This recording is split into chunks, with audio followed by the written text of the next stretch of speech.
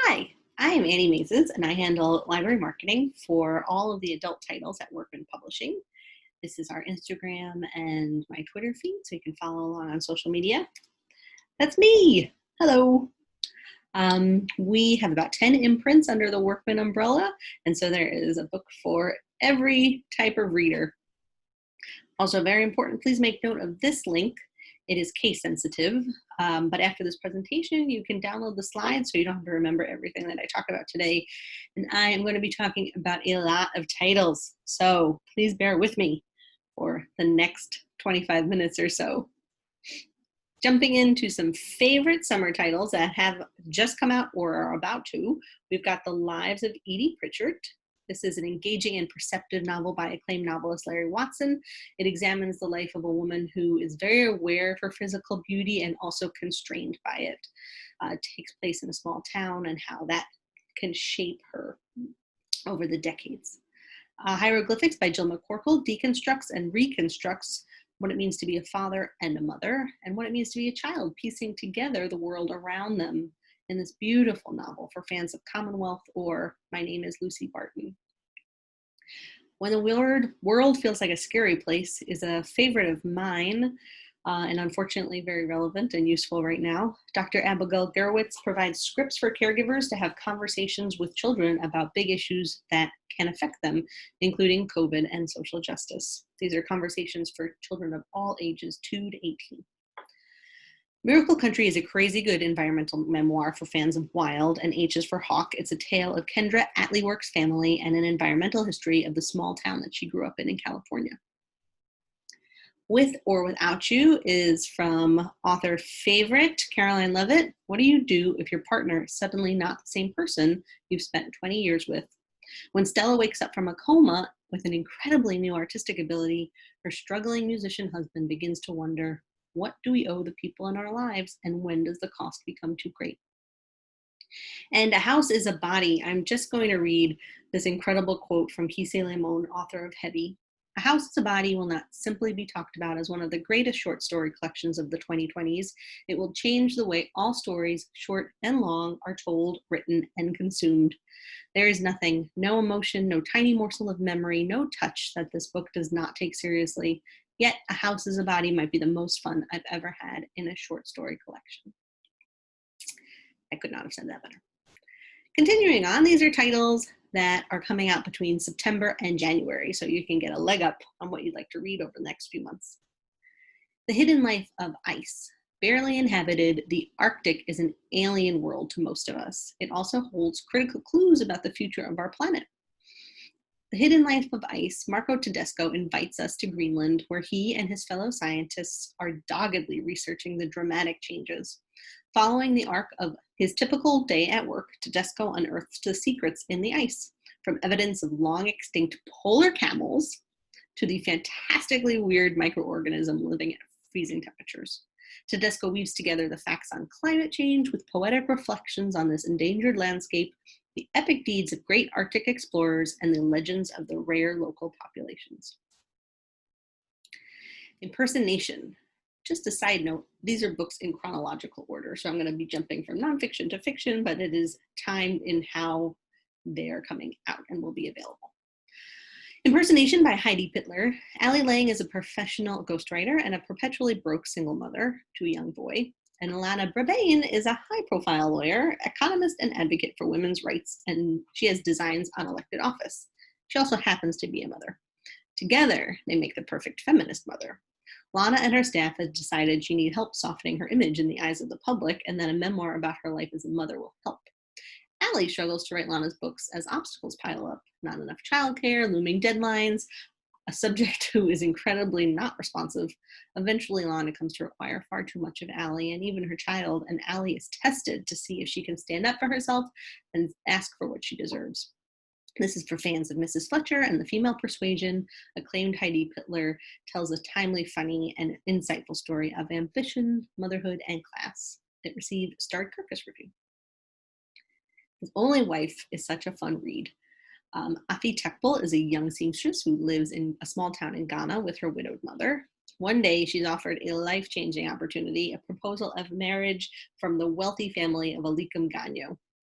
She agrees because such opportunity, but soon realizes that Alicum is not quite the catch that he seems. He sends a stand-in to his own wedding, and it's not until weeks after they've been married that he shows up at her apartment that she's been installed in the city of Accra.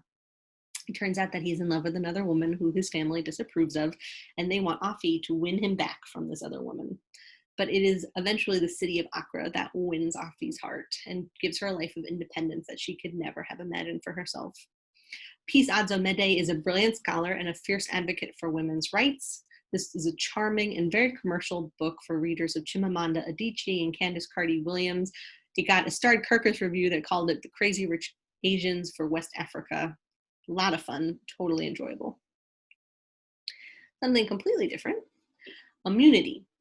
The immune system is our first line of defense against the hordes of microbes that threaten us constantly. Just like our heart and our lungs, it works around the clock to keep us alive. This book, Immunity, answers the question, what can I do to strengthen my immune system? Dr. Jenna Macciochi has studied the interplay of immunity, lifestyle, and health for over 20 years, and her book is filled with authoritative guidance on the best foods to eat to boost your immune system, the importance of movement and how often to exercise, the essential link between immunity and sleep, and so much more. Dr. Macciochi also debunks common myths, explores why some people never get ill, and explains how germs can actually be good for us. Love, Zach. I just can't live with this pain anymore were among the final words in the diary of Zach Easter, a young man from small town Iowa. In December of 2015, Zach decided to take his own life rather than continue his losing battle against the traumatic brain injuries he had sustained as a no-holds-barred high school football player. In this deeply reported and powerfully moving true story, award-winning sports writer Reid Forgrave speaks to Zach's family, friends, and coaches. He explores Zach's tightly knit, football-obsessed Midwestern community. He interviews cutting-edge brain scientists, psychologists, and sports historians, and he takes a deep dive into the triumphs and sins of the sports entertainment industry. Eye-opening, important, and ultimately inspiring, Love, Zach challenges us to think carefully about the ideals and values we as a nation want to instill in future generations. How to Astronaut. This book is very fun. It follows Terry Virts' journey from astronaut training to becoming the commander of the International Space Station. But unlike most memoirs and accounts by former astronauts, which tend to be a little bit sober and serious, Virts' take is offbeat, earnest, and often quite funny. It offers behind-the-scenes looks at the training, the basic rules, lessons, and procedures of space travel, including how to deal with a dead body in space, what it's like to film an IMAX movie in orbit, and what exactly to do when nature calls. There are 51 chapters filled with all of these fun behind-the-scenes tidbits. Iwigara. When translated, it means the kinship of plants and people. And this is exactly what Enrique Salmón, head of the American Indian Studies program at Cal State University, explores in this fascinating book. Iwigara shares culturally specific information about 80 plants, addressing their historical and modern day uses as medicine, food, and spices. Iwigara shares culturally, I said that already. It includes plants and trees derived from many different American Indian tribes and 7 geographic regions across the United States. Each plant entry includes the names commonly used by different tribes, a color photograph, a short description, and tips on identification and ethical harvest. Traditional stories and myths, along with images of the plants from different forms of Native American arts and crafts, enrich the text. Storey's curious compendium of practical and obscure skills. Storey has been publishing books into the how-to space for decades, and now they've put together a comprehensive collection of all of their interests, with dozens of useful and intriguing visual tutorials that cover how to carve a turkey, capture a swarm of bees, predict the weather by the clouds, darn socks, create a butterfly garden, set up a dog agility course, keep a nature sketchbook, navigate by the stars, and more. This rich resource will educate, fascinate, spark conversation, and inspire new hobbies and experiences. Uprooted. When Dickey moved away from her celebrated garden at Duck Hill, she left a landscape that she had spent 34 years making, nurturing, and loving. She found her next chapter in southern Connecticut on 17 acres of rolling fields and woodland. In Uprooted, you follow her journey, searching for a new home, discovering the ins and outs of the landscape surrounding her new garden, establishing the garden, and learning how to be a different kind of gardener. She was in her 70s when she made this move to a much larger space, a time when most people are downsizing. And the trick when gardening was to garden smarter and let nature do a lot of the work. This is written with humor and elegance, and Uprooted is an endearing story about transitions and the satisfaction and joy that new horizons can bring. Down Along with That Devil's Bones. When journalist Connor Towne O'Neill moved to Alabama as a white Northerner, he felt somewhat removed from the racism Confederate monuments represented. But as he witnessed people's response to the battle over their removal, it became clear that he played a part because white supremacy is not a regional affliction, but it is in fact coded into the DNA of our entire country, as I think we have seen with recent events. Through the lens of these conflicts surrounding Nathan Bedford Forrest statues, he was the first Grand Wizard of the KKK, O'Neill examines the legacy of white supremacy in America in a sobering and important work that will appeal to readers of Tony Horowitz, Timothy B. Tyson, and Robin DiAngelo. Kisi Lamone, author of Heavy, says, "We can no longer see ourselves as minor spectators or weary watchers of history after finishing this astonishing work of nonfiction." Switch gears a little bit. The Midnight Bargain.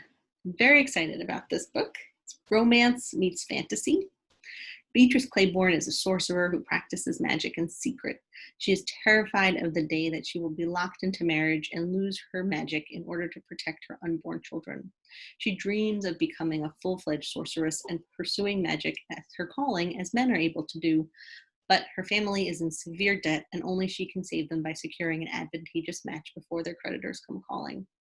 In a stroke of luck, Beatrice finds another way to become a sorceress, but she must enter into a pact that could see her lose her heart. So, what will it be? Lost heart or lost magic? And how can she choose one path, knowing she will forever regret the path not taken? There's a healthy dose of feminism in this book. It is awesome. So full of fun. It takes place during Regency era times. It is just a delight. The Good Ancestor. The most important question we can ask ourselves is, are we being good ancestors? So posited Jonas Salk, who cured polio in 1953.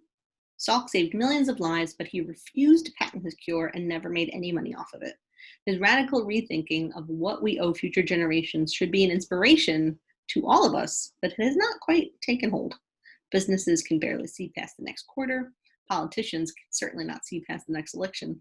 We rarely stop to consider whether we're being good ancestors, but the future entirely depends on it. Here, leading public intellectual, philosopher, and best-selling author Roman Krznaric explains 6 practical ways that we can retrain our brains to save our future. His aim is to shift our allegiance from our generation only to all humanity, present and future. The New Rules of Aging Well. Frank Lipman is a leader in wellness in integrative and functional medicine, and the New Rules of Aging Well contains everything he teaches his patients about reversing the so-called symptoms of aging. Symptoms like feeling lousy and looking puffy are absolutely not a given of aging. They're warning signs that you need to change your lifestyle. It's your lifestyle choices, not your genes, that have a tremendous impact on how you age. And in this book, you will learn how to make the best choices in order to look and feel younger and feel better all around. We Saw Scenery. Perfect for fans of Roz Chast, Ally Broche, and Linda Barry, We Saw Scenery is a superstar, Emmy-winning comedian Merrill Markoe's laugh-out-loud story of growing up told in graphic memoir form. Markoe takes readers back through her time as a Girl Scout, where she learned that scouting was really more like learning housewifery skills, to her earliest crushes on uniquely awful boys and her growing obsession with television.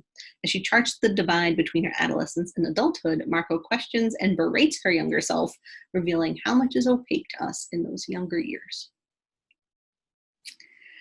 I am so excited about Paper Bullets.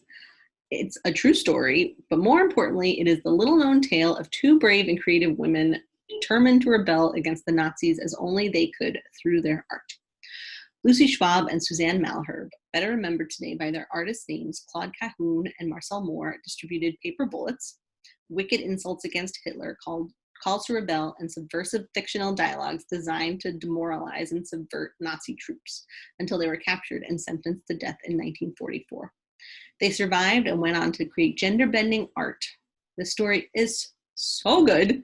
It's for readers interested in Jewish history, the LGBTQ movement, art, political resistance, and it has the support of a few little-known folks like Hampton Side and Douglas Brinkley.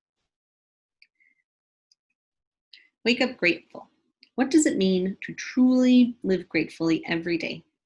In Wake Up Grateful, Kristi Nelson, Executive Director of a Network for Grateful Living, unlocks a path to recognizing abundance in every moment and gives readers the tools to bring their transformational shift in perspective into their daily lives. Nelson goes beyond the proverbial question of whether the glass is half full or half empty and encourages readers to awaken to the gift of having a glass at all. With questions for reflection, daily exercises, and perspective prompts for appreciating the fullness of life as it is right now, this book promises profound personal change through the practice of taking nothing for granted. Big Girl, Small Town. Meet Magella O'Neill, a heroine like no other, in this captivating Irish debut that has been called The Milkman Meets Dairy Girls. Magella is happiest out of the spotlight, away from her neighbors' stares and the gossips of the small town in Northern Ireland where she grew up during the Troubles.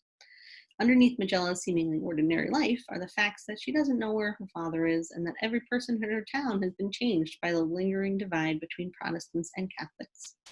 When Magella's predictable existence is upended by the death of her granny, she comes to realize that there may be a whole big world outside her small town.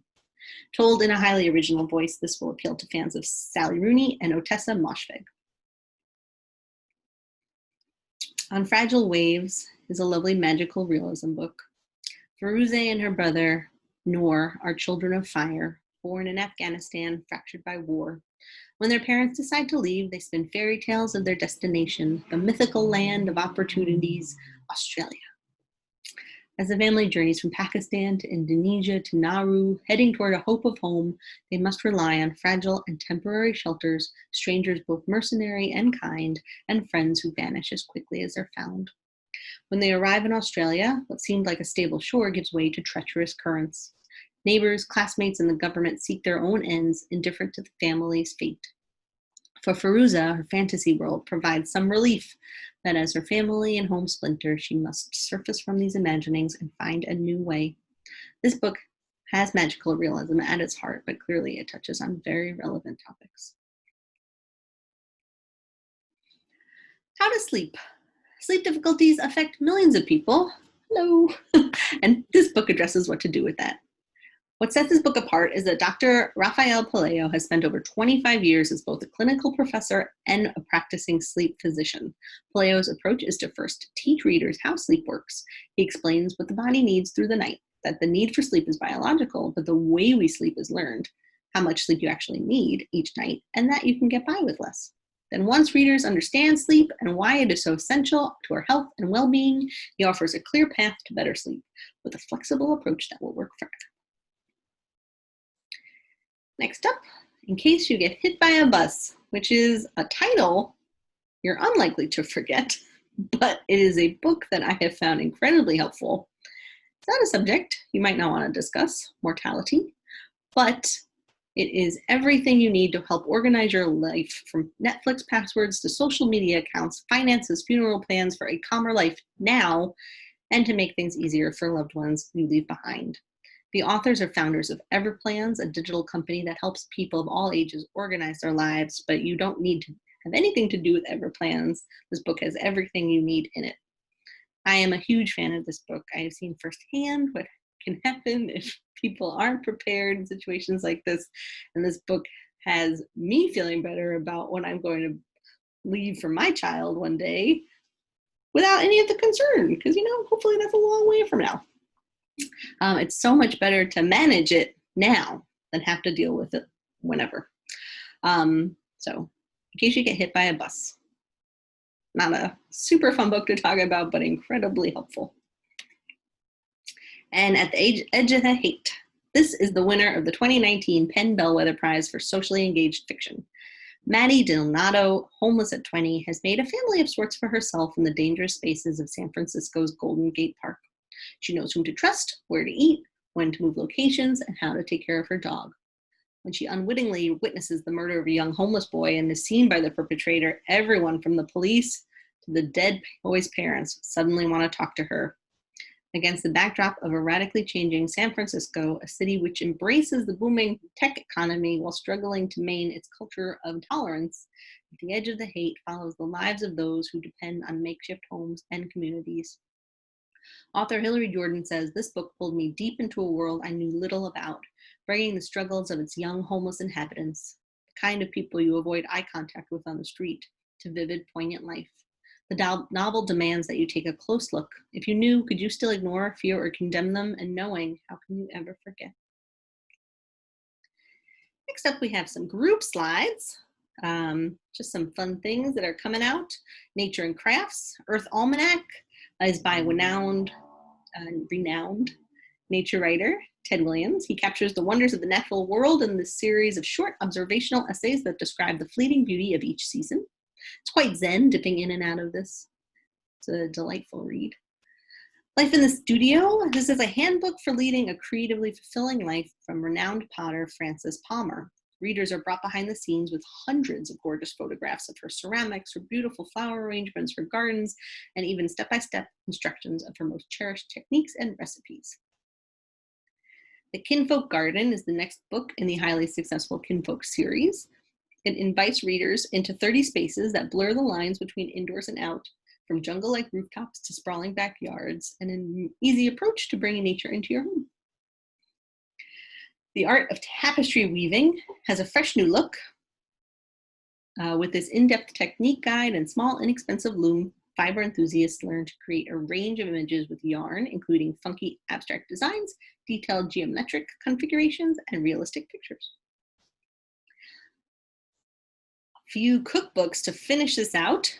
Field Guide to Cheese just is my happy place, 1000%. This is the ultimate cheese compendium and the only illustrated guide with profiles of more than 400 cheeses from around the world, maps of their production, and guides for perfect pairings. Give Me Liberty and Give Me a Drink, a cocktail book complete with a tour of America's most bizarre booze laws, with 65 recipes and 65 laws representing every state in the Union, written by the nation's foremost alcohol reform expert. Cancer survivor Richard Lombardi, the cancer-fighting chef, shares the easy and nutritious recipes that got him through his treatment in Cooking Through Cancer. And the French Laundry Per Se. Thomas Keller is America's most beloved and decorated chef, and the French Laundry Per Se have each been awarded 3 Michelin stars. Now you too can cook, as they do in these legendary American institutions. And finally, dessert. What is dinner without dessert?